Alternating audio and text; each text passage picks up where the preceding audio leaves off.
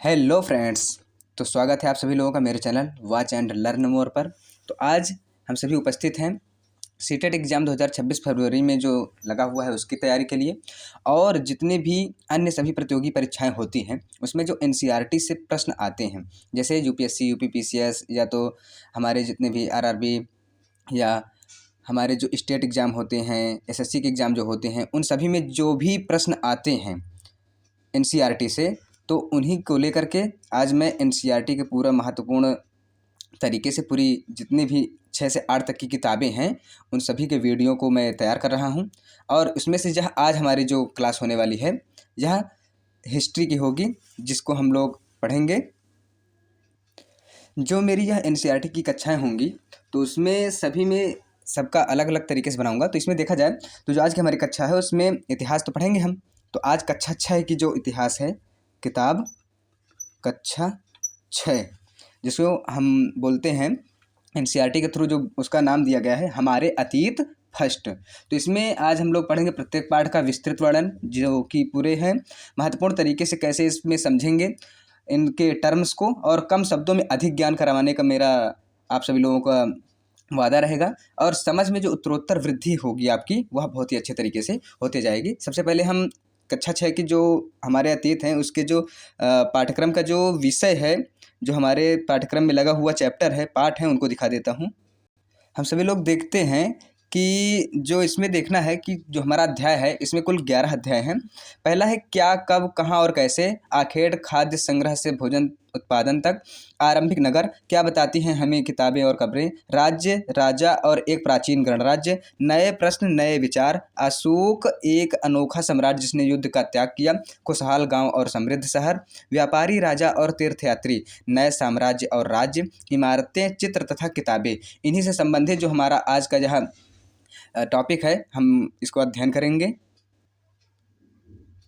देखिए आप सभी लोग, जो कि हमारे सामाजिक विज्ञान हमारे अतीत फर्स्ट कक्षा 6 के लिए जो यह पाठ्य पुस्तक है उसको हम सभी लोग पढ़ाने जा रहे हैं।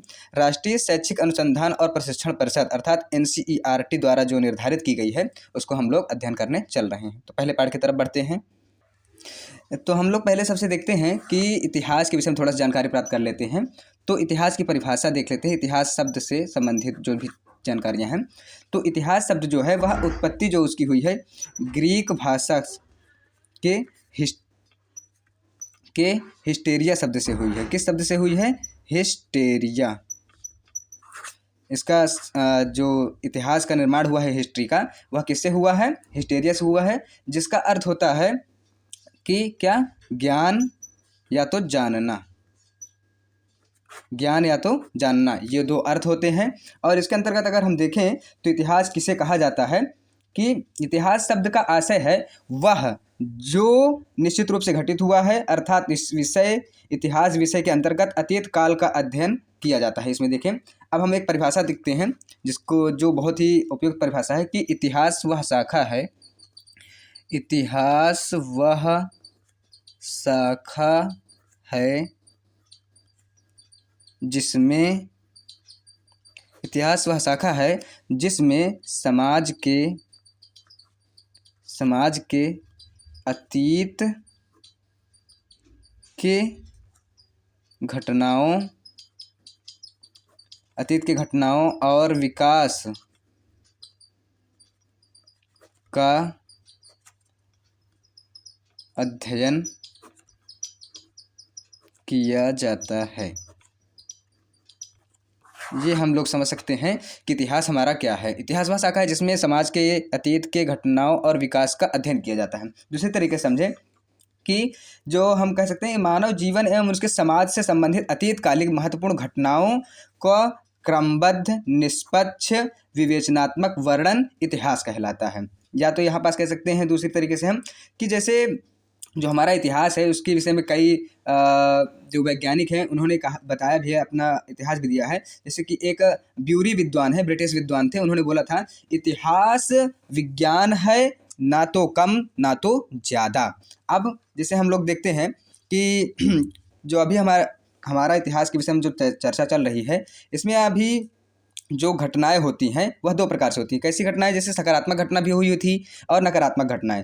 तो सकारात्मक घटनाएं उनको कहा जाता है जिसके द्वारा समाज पर सकारात्मक परिवर्तन होता है या दिखाई पड़ता है। जैसे मानव द्वारा आग की खोज जो होती है वह बहुत ही महत्वपूर्ण घटना होती है। इसके पश्चात जैसे और नकारात्मक घटनाएं जो हो जाती हैं, जैसे कि जिसके परिणामस्वरूप जो मानव के अंदर जो नकारात्मक प्रभाव जो दिखाई पड़ता है, वही जैसे हमारे विश्व युद्ध होते हैं और सभ्यताओं का नष्ट हो जाना होता है। ये सब चीज़ें क्या हो जाती हैं? नकारात्मक प्रभाव डालती हैं। अब हम सभी लोग अपने प्रथम अध्याय की तरफ चलते हैं। तो आप सभी लोगों को बता दें हम कि जो जैसे हम प्रत्येक अध्याय में सबसे पहले क्या करेंगे, पाठ से संबंधित जो कहानी होगी उसका अध्ययन किया करेंगे। उसके बाद जो पाठ में जो भी प्रमुख प्रमुख तत्व हैं उन सभी को देखते जाएंगे। जैसे हमारा पहला पाठ है क्या है, क्या, कब, कहाँ और कैसे। तो इस पाठ से संबंधित जो कहानी आती है उसको हम देखते हैं कि रशीदा बैठी अखबार पढ़ रही थी। अचानक उसकी निगाह एक कुर्सी पर रखी जो अखबार था उस पर पड़ता है और वहाँ पास एक सुर्खी देखती है। वहाँ उसमें सुर्खी में क्या लिखा हुआ होता है? 100 साल पहले। उसको पढ़ते ही वह सोचने लगती है और कि कैसे जान सकता है कोई व्यक्ति कि 100 साल पहले क्या हुआ था, 100 वर्ष पहले क्या हुआ था। तो अब हम सभी लोग अपने जो हमारा यह अध्याय है इसके विषय में जानकारी करते हैं कि कैसे इस कहानी से हम इसको रिलेट करके करते हैं। जैसे देखते हैं, तो हम पहला वाला जो हमारा टॉपिक है इतिहास का कैसे पता लगाएं। तो इसमें जैसे हम लोग जानते हैं कि जैसे हमको अगर कल के विषय में जानना है तो रेडियो सुन सकते हैं, टेलीविज़न देख सकते हैं, अखबार पढ़ सकते हैं, या तो फिर पिछले साल के विषय में जानना चाहते हैं तो जो कोई बड़े बुजुर्ग हैं, व्यक्ति हैं, हमारे मम्मी पापा भाई बहन, उन लोगों से जानकारी प्राप्त करते हैं। लेकिन जो अभी कहानी में आया था 100 साल पहले, उसके विषय में अगर हमको जानकारी प्राप्त करना है तो कैसे हम जानकारी प्राप्त करेंगे, यही बात हो जाएगी हमारी। उसके बाद जो हम देखते हैं कि अतीत के बारे में हम क्या जान सकते हैं। तो अतीत के बारे में हम क्या जान सकते हैं, जैसे देखते हैं कि लोग क्या खाते थे, कैसे रहते थे, क्या पहनते थे, किन किन घरों में रहते थे, और हमारे जो उस समय के आखेटक था वो क्या था, पशुपालक लोग कैसे थे, कृषक लोग कैसे रहते थे, शासक लोग कैसे रहते थे, व्यापारी लोग कैसे रहते थे, पुरोहित कैसे थे, शिल्पकार, संगीत, कला, मनोवैज्ञानिक, वैज्ञानिक, इन सभी के विषय में हम लोग क्या कर सकते हैं, जानकारियाँ प्राप्त कर सकते हैं। और इनके विषय में हम सभी लोग हमेशा नाना काका दादा दादी से कहानियों में, नाटकों में, फिल्मों में और चित्रों के माध्यम से हम देखते भी रहते हैं, समझते रहते हैं। तो इन्हीं सब चीज़ों के विषय में हम क्या कर सकते हैं, जानकारी प्राप्त कर सकते हैं। इतिहास की जानकारी के लिए हम सभी लोग आगे देखते हैं। जैसे कि हमारा आगे जो टॉपिक है इसमें कि लोग कहाँ रहते थे। तो लोग कहाँ रहते थे? लोग उस समय कंदराओं में, गुफाओं में रहते थे और वृक्षों की शाखाओं पर रहते थे। अपना एक घर बना करके भी रहते थे, झोपड़ी में रहते थे, नदियों के किनारे बसे रहते थे ताकि उनको जो है खाद्यान्न की और जो उनको पानी आवश्यकता है वो मिलती रहे, इसके पास में रहते थे। और देखते थे कि वह फिर उसके बाद वह नगर बना करके, घर बना करके, गांव बना करके, समूह बना करके रहने लगे। तो लोग कहाँ कहाँ रहते थे उसके विषय में भी आप लोगों सभी लोगों को जानकारी प्राप्त हो गई। जैसे आप देखते हैं कि जो हमारा इसमें जो लोग रहते थे इसलिए पास में रहते थे नदियों के या तो जंगलों के पास में, क्योंकि वहाँ पास उन लोगों को खाद्यान्न की जो उपलब्धता थी वह बहुत ही अच्छे तरीके से हो जाती थी, इसीलिए यहाँ पास रहते थे। और लोग जैसे देखते हैं कि यात्राएं किया करते हैं लोग, है ना। तो यात्राएं क्यों किया करते हैं? अपनी संस्कृतियों को दूसरों तक पहुंचाने के लिए, वहाँ से जो संस्कृतियां हैं उनको अपने पास लाने के लिए, या तो फिर अपने जो खाद्यान्न है उनको प्राप्त करने के लिए, या तो दूसरी जगह पर बसने के लिए, और एक दूसरे के पास में जा कर के अपने जो साहित्य है, संगीत है, कला है और जो उनके संसाधन हैं उनका एक दूसरों के विचारों का आदान प्रदान करने के लिए ही लोग देश यात्रा करते थे। और इसके विषय में जैसे देखें देश का नाम, तो भारत देश का नाम के जिस विषय में देखा जाए तो भारत, आर्यावर्त, इंडिया और जम्बू द्वीप इत्यादि नामों से, इंडस इत्यादि नामों से भारत को, देश को जाना जाता है। और इसमें देखते हैं कि जो जो हमारा शब्द है इंडिया वह इंडस से निकला है, जो कि सिंधु संस्कृत में सिंधु कहा जाता है इसे। और यह सबसे पहले इसको यूनानियों ने ही सिंधु को संबोधित करने के लिए हिंदोस और इंदोस इस शब्द से इसको परिभाषित किया था और उस प्रदेश को इंडिया कह दिया था। बाद में यह परिवर्तित होकर के भारत देश के लिए, हमारे लिए प्रचलित में आ गया है। और जैसे अभी हम देखते हैं कि जो हमारी पिछली संस्कृतियाँ थी जिसमें हम लोग अभी आगे इधर बढ़ रहे हैं, तो उसमें जो लगभग 8000 वर्ष पूर्व जो हमारे अन्न का उत्पादन जो शुरू होता है, तो उसमें सबसे पहले गेहूं तथा जौ की फसलों को उपजाना आरंभ किया जाता है और भेड़, बकरी, गाय, बैल जैसे पशुओं को पालतू पशु बनाना शुरू कर दिया जाता है गाँवों में रहते हुए। आगे जैसे हमारा जो टॉपिक है कि अतीत के विषय में हम कैसे जानें, तो अतीत के विषय में जानने के लिए सबसे महत्वपूर्ण जो है पांडुलिपियाँ होती हैं। कौन होती है? पांडुलिपि। तो इसको हैंड स्क्रिप्ट बोला जाता है। यह जो होती है इस मतलब कि भुर्ज के वृक्षों के, ताड़ के वृक्षों के, अन्य अनेक जो वृक्ष होते हैं उनके पत्तों को तोड़ करके उन्हीं पर ये हमारे जो है पुरानी जो संस्कृतियाँ होती हैं या कार्य होते हैं उस समय के कार्यों को लिखा जाता था, जिसके माध्यम से हम अतीत के विषय में जानकारी प्राप्त कर सकते हैं। लेकिन धीरे धीरे देखा जाता है कि पांडुलिपियों को दीमक खा गए या तो फिर इसमें मिट्टी से दब गई या तो यह बहुत जल्दी ख़राब हो जाती थी। इसीलिए फिर हमारे देश में किन चीज़ों का आविष्कार हुआ, अभिलेखों पर लेखन का प्रारंभ हुआ। तो देखते हैं कि यह जो लेखन होता है किस पर होता है। यह लेखन जो होता है हमारा इसमें कठोर पत्थरों पर होता है और धातुओं पर होता था, ताकि वह जो सतह पर उत्कीर्ण किया जाए कठोर रहे, तो जब ज़्यादा दिनों तक वह चल सके और उसमें जो लिखा हुआ है वह जल्दी से मिटे नहीं। इसीलिए कठोर पत्थरों पर और इस पर लिखवाना शुरू किया जाने लगा था। इसी से हम जानने लगते हैं कि कैसे जो हमारा इतिहास जो अतीत है उसके विषय में जानकारी प्राप्त कर लेते हैं।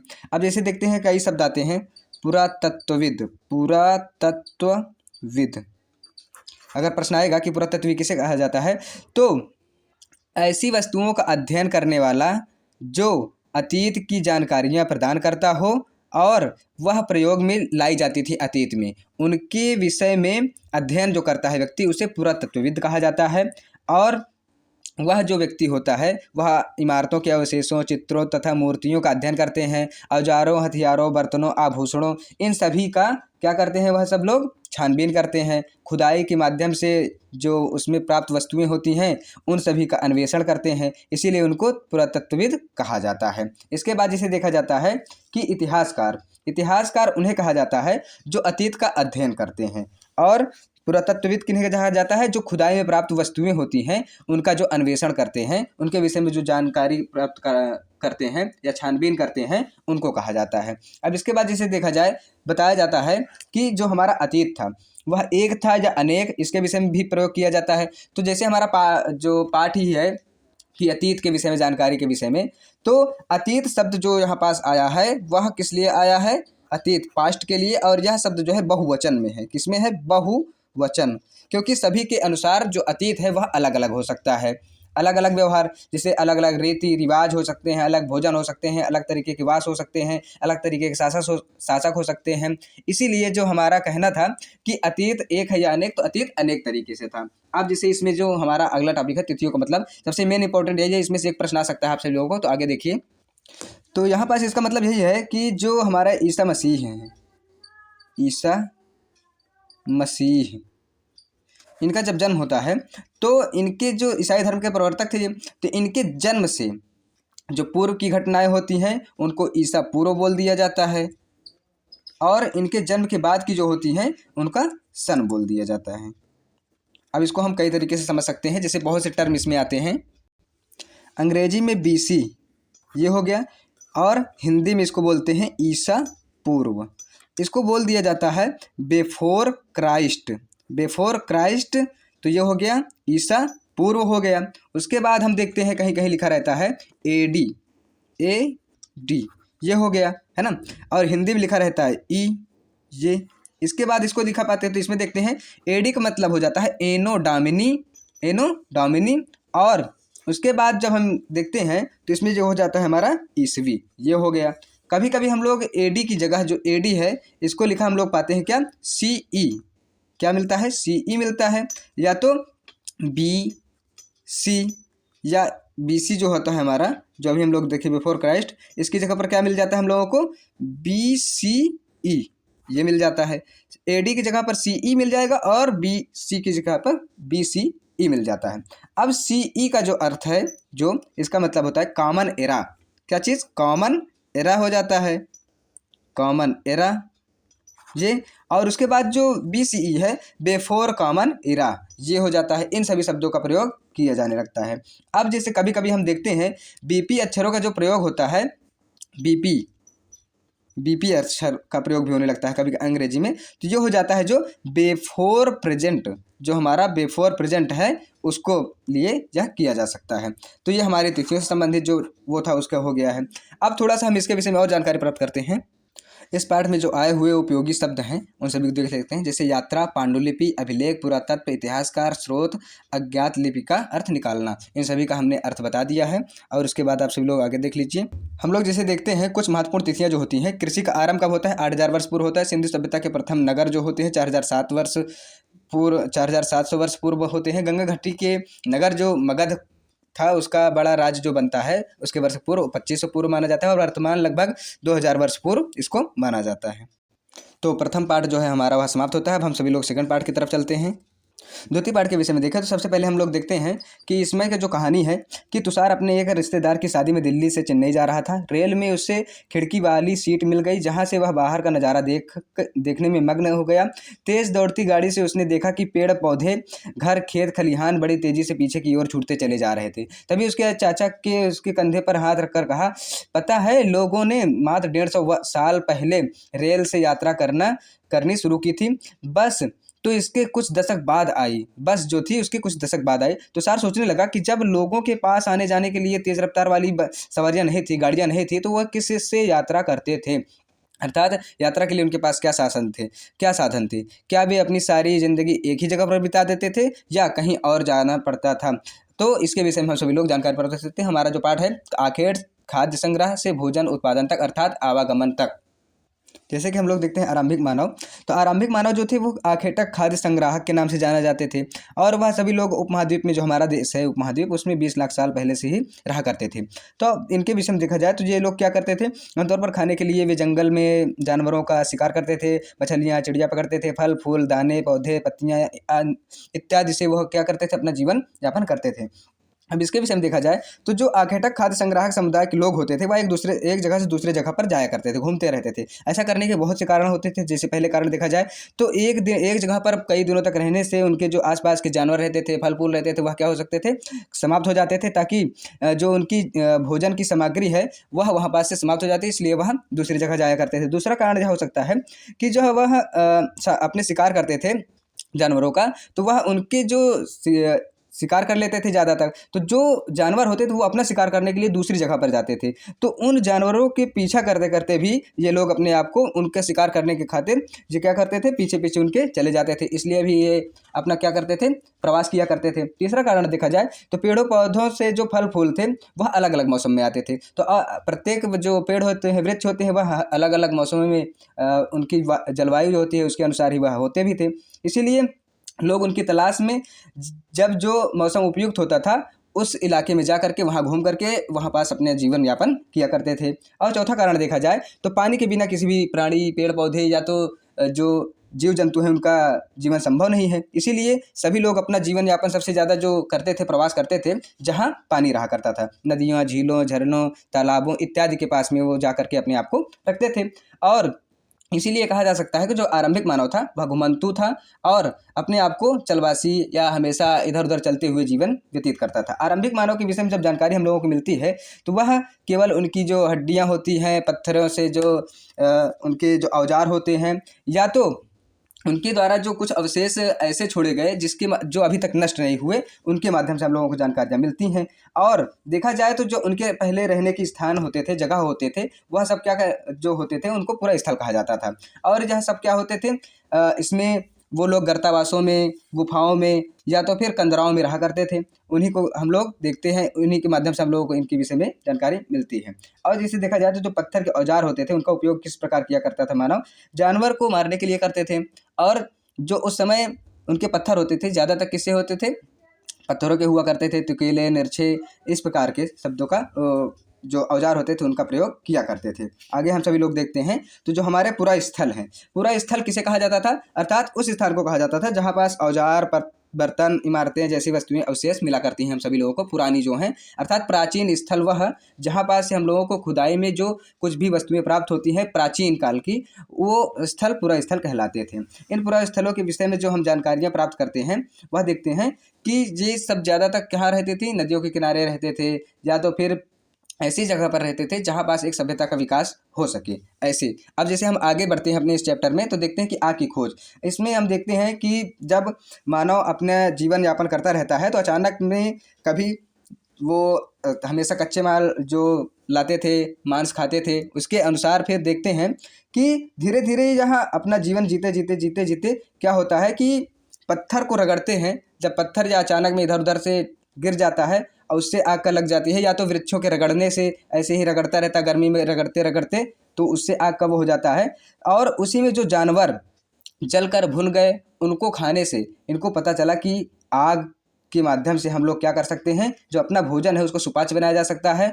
और उससे ही हम जो आग है इसको हमको बचाएं इसको हमको वो कर रखने से हमको हमारे जो जानवरों से सुरक्षा हो सकती है, और हमारे बचने के लिए, हमारे समुदाय को आगे बढ़ाने के लिए और हमको सुरक्षा प्रदान करने के लिए जो आग होती है वो बहुत ही महत्वपूर्ण रहेगी। इसीलिए तभी से फिर आग को ये लोग क्या करने लगे थे, इसकी जो है संरक्षण करने लगते हैं, और नए नए उपायों के तरीके से अपने आप को संरक्षण प्राप्त करने के लिए आग का उपयोग करने लगते हैं। आगे के जो देखा जाए तो जो हमारी देखा जाए नाम और तिथियां जो होती हैं उसके विषय में जानकारी प्राप्त करें तो जो पुरातत्वविद थे बड़े बड़े जो हुए, या तो उन्होंने जब देखा कि ये जो तिथियां होती हैं हम लोग निर्धारित कर रहे हैं या उनका जो नाम दिया जा रहा है वह अनेक अनेक आधारों पर दिया जा रहा है। जैसे जब आरंभिक काल जो होता है उनको पुरापाषाण काल कह देते हैं, और उसके बाद देखते हैं कि जब पुरापाषाण काल के बाद जब कुछ समय बीत जाता है तो उनको कई भागों में भी विभाजित कर दिया जाता है। जैसे आरंभिक पुरापाषाण काल, या तो मध्य पुरापाषाण काल, और उसके बाद उत्तर पुरापाषाण काल। इस प्रकार से अब देखा जाए तो इन्हीं पर्यावरणीय बदलाव के कारण जो हमारे मध्य पाषाण काल आता है, मेसोलिथ जिसे बोला जाता है, उसमें देखते हैं कि यह इस समय जो पत्थर के औजार होते हैं वो सब बहुत छोटे हो जाते हैं। अर्थात उत्तरोत्तर जैसे ही मानव अपना विकास करता चला जाता है तो उनके अंदर जो विकास की गतियाँ होती हैं बहुत तेज होती जाती हैं, और अपने अंदर जो सभ्यता का विकास करने का जो गुण होता है वह विकसित करते चले जाते हैं। जो इनके सभ्यता में उस समय प्रचलित रहती है क्या चीज़ें, ज़्यादा तक शिकार करना, अपना जीवन भरण पोषण करना, आजीविका प्राप्त करना, उसके लिए ये लोग पत्थरों का ज़्यादा उपयोग करते थे, इसी से औजार बनाते थे। तो धीरे धीरे इनके जो औजार होते गए वो क्या हो गए, बहुत निकोले होते चले गए, नुकीले। इसके बाद देखा जाए तो जो हमारा अंतिम समय आता है अभी का नवपाषाण काल, इसी जो 10,000 साल पहले से माना जाता है नवपाषाण काल। तो नवपाषाण काल में इसके मतलब हम ये कहते हैं कि इसी में जो हम लोग देखते हैं कि आग की खोज जो हो जाती है वो हो जाती है। अब जैसे आगे देखें तो जो हमारा यहाँ पास बदलती जलवायु है, इसमें 12,000 साल पहले देखा जाए तो दुनिया में बड़े बदलाव होते हैं जलवायु में, और उसके साथ ही साथ जो मानव हो रहते हैं उनके अंदर बहुत ही बदलाव देखने को मिलता है। और जो उनकी खेती होती है, पशुपालन होते हैं, उसमें बहुत ही अच्छे प्रकार से बदलाव हो जाते हैं। मानव झुंड में रहने लगते हैं, अपने आप को एक स्थल पर रखना शुरू कर देते हैं, कृषि करना शुरू कर देते हैं, और बचने की जो प्रक्रिया होती है उसमें वह लग जाते हैं। और इसके माध्यम से कैसे बचते हैं, जैसे पेड़ पौधे लगाने लगते हैं, अपने आसपास के जो पौधे होते हैं उनका संरक्षण करने लगते हैं, और जानवरों को पालतू पशु बनाने लगते हैं। इसी के साथ साथ वह क्या हो जाते हैं, अपने आप को बचने की प्रक्रिया में ला लेते हैं। जो अहिंसक जीव होते हैं उनको ज़्यादा तक ये अपने पास रखते थे। इसके बाद देखा जाए तो जो इनकी जीवन शैली होती है वो नवीन तरीके से आ जाती है। कैसे आ जाती है, जैसे वो अपने जो अनाज होते थे उसको उपयोग करने लगे, उसको बीज में बदलने लगे, खाद के रूप में बदलने लगे, इसको उपहार में देने, भंडारण करने लगे। इसी के साथ साथ जो होता था, इसीलिए उनका जो नवीन जीवन शैली है वह प्रारंभ हो जाती है। इसके बाद देखिए जैसे वो क्या समझते थे कि जो जानवर हैं उनको ज़्यादा रखा जाए, ताकि क्योंकि वो चलतू फिरतू भंडारण हो जाते हैं। क्योंकि जो अनाज होता है उनको ले जाना पड़ता था, लेकिन जानवर क्या है उनको साथ में चले गए। और जो ज़्यादा तक अच्छे जानवर होते हैं जैसे गाय हो गई, या तो जो प्रजनन करने में क्षमता में ज़्यादा अधिक रहती हैं, उन्हीं को ज़्यादा तक ये सभी लोग पालते थे। जिसके कारण पशुपालन जो होता था इनका, उससे इनकी भंडारण हो जाती था, और इनके जो अन्न उत्पादन भी है वह भी अच्छे तरीके से हो जाता था। अब जैसे आरंभिक जो मानव थे उनका स्थायी जीवन की ओर जो होता है प्रवास, वह हो जाता है कि वर्तमान के जैसे बुर्ज होम हो गया, गर्तावास जो उसमें देखे जाते हैं, और बहुत सारी ऐसी जगहें हैं जहाँ से हम लोगों को इनके रहने के स्थल का जानकारी मिलती है। और जैसे देखा जाए तो इसमें जो हम लोगों को महत्वपूर्ण तिथियाँ मिलती हैं और उपयोगी शब्द उसको देख लेते हैं। उपयोगी शब्द और आखेटक: खाद्य संग्राहक, पुरास्थल, उद्योग स्थल, आवासीय स्थल, पुरापाषाण काल, मध्य पाषाण काल, लघु पाषाण काल, कृषक, पशुपालक, नवपाषाण काल या कब्र, ये हो गया। महत्वपूर्ण तिथियों में मध्य पाषाण युग ये हो गया हमारा, बचने की प्रक्रिया का समय हो गया। नवपाषाण युग हो गया, मेहरगढ़ में बस्ती का आरंभ हो गया। ये सभी हमारी हो गई। तीसरा अध्याय देखें तो इसमें देखा जाता है कहानी के माध्यम से, जो जसपाल और हरप्रीत अपने घर के आसपास की गली में क्रिकेट खेल रहे होते हैं। उन्होंने देखा कि कुछ लोग खंडहर घर की तरफ बढ़ रहे हैं और उसे गाली के बच्चे को भुतहा घर कह करके पुकारते हैं। एक ने कहा कि इसकी वास्तुकला को देखो, क्या आपने कहीं लकड़ी की इतनी सुंदर नक्काशी देखी है? दूसरी महिला ने कहा, हमें मंत्री जी को पत्र लिख करके इसकी सुरक्षा और खूबसूरती को सुरक्षित करने के लिए और मरम्मत कराने की व्यवस्था करने के लिए बोलना चाहिए। यह सब सुनकर के जसपाल और हरप्रीत सोचने लगते हैं कि इतने पुराने खंडहर के लोगों के बीच में लगाव क्यों हो सकता है। आगे भी इसके विषय में जानकारी प्राप्त करते हैं। हम सभी लोग देखते हैं जैसे हमारे जो हड़प्पा नगर होती है, इसके विषय में जो जानकारियाँ हैं कि 150 साल पहले हम लोग देखते हैं कि जो हमारा ये हड़प्पा सभ्यता स्थल के विषय में जानकारियाँ जो प्राप्त होती हैं, और 80 साल पहले हम लोगों को इसके जो खुदाई का साक्ष्य प्राप्त हो जाता है। और इन नगरों की जो विशेषता होती है कि यह जो नगर होते हैं बहुत ही मतलब कि नगर ऊपर के ऊंचाई वाले भाग के होते थे जिनको नगर दुर्ग कहा जाता था, और निचले हिस्से वाले जो होते थे उनको निचला नगर कहा जाता था। दोनों हिस्से चार दीवारियों और बाकी जो ईंटें होती थी उनसे बनाई जाती थी ताकि उनकी जो है सुरक्षा की जा सके। और जो मिसाल के तौर पर देखा जाता है नगर दुर्ग के रूप में, तो मोहनजोदड़ो को देखा जाता है, जो वहाँ पास हमारी रहता है, तालाब बनवाया जाता है, और पुरातात्विक साक्ष्य के रूप में वहाँ का जो महान स्नानागार रहता है वह है। और उसमें जो तालाब रहता है उसके बनाने के लिए प्लास्टर के ऊपर जो चारकोल की परत बिछाई जाती है ताकि उसमें जो पानी होता है वह रिसाव ना हो सके। और कालीबंगा और लोथल जैसे महत्वपूर्ण स्थल जो हैं वह हमको इसमें देखने को मिलते हैं, जो कि वहाँ की भंडार गृह क्षमता और बड़े बड़े जो अन्नागार, स्नानागार और जो हमारे बगल के जो हमारे तट के आसपास जो हमारे होते बंदरगाह, उसका हम लोगों को परिचय देते हैं।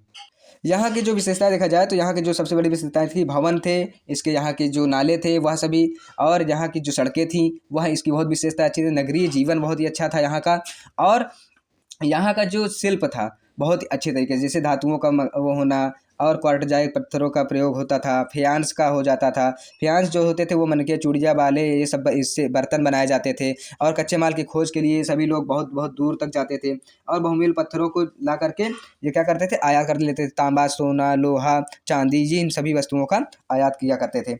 और देखा जाए तो जहाँ पास जो बट और मनके, फलक, ये सब चीज़ें आकर्षक वस्तुएं बनाई जाती थी। कांसे के औजार होते थे, गहने, बर्तन, ये सभी हमारे यहाँ के शिल्पकार के रूप में देखा जाता है। और देखा जाए तो जो मेहरगढ़ में हम लोगों को खेती के साक्ष्य मिलते हैं। सबसे पहले मोहनजोदड़ो के कपड़े के जो होते हैं अवशेष चांदी के रूप में, फूलदान के रूप में मिलते हैं। और फेयान से बनी जो तकलियाँ होती है, सूत की कताई, वह भी मिलती है। और नगरों में रहने वालों के लिए जो भोजन होता था वह बहुत ही अच्छे तरीके से होता था। लोगों को गाँवों में अनाज उगा लिया जाता था, जैसे कि पौधे विशेष रूप से देखा जाए तो गेहूँ, जौ, दालें, मटर, धान, तिल, सरसों इत्यादि इस प्रकार की जो भी वो होती थी उनका प्रयोग किया जाता था। और जो यहाँ का मुद्रा अर्थात मुहर का मुद्रांकन और मुहरबंदी जो होती थी उसके विषय में, जैसे मोहरों का प्रयोग सामान से भरे हुए डिब्बे, थैलियों के चिन्हों का प्रयोग किया जाता था, और गीली मिट्टी पोत मुहर लगाई जाती थी उस पर लगा करके, और मुहरबंदी की जाती थी, छाप लगाया जाता था। अगर यह छूट भी जाए तो इसके साबूत जो होता था उसके लिए सामान से छेड़छाड़ नहीं हुई करती थी। अगर इसके विषय में जो जानकारियाँ होती थी, अगर किसी ने छेड़छाड़ किया है तो इससे पता चल जाता था कि यह जो हमारा सामान है इसके विषय में कोई कुछ न कुछ किया है। सभ्यता के जो हमारा कहानी का रहस्य होता है, अंतिम जो होता है, इसके विषय में जैसे देखा जाए कि इसका अंत कैसे हुआ, इसके विषय में देखा जाए तो जैसे कि नदियाँ सूख गई इसकी वजह से हुआ, या तो किसी के आक्रमण करने से सूख गया, या तो यहाँ पास जो बस्तियाँ थी वह उनका प्रवास हो गया इसकी वजह से, या तो जो हमारा मौसमी परिवर्तन हुआ उसकी वजह से।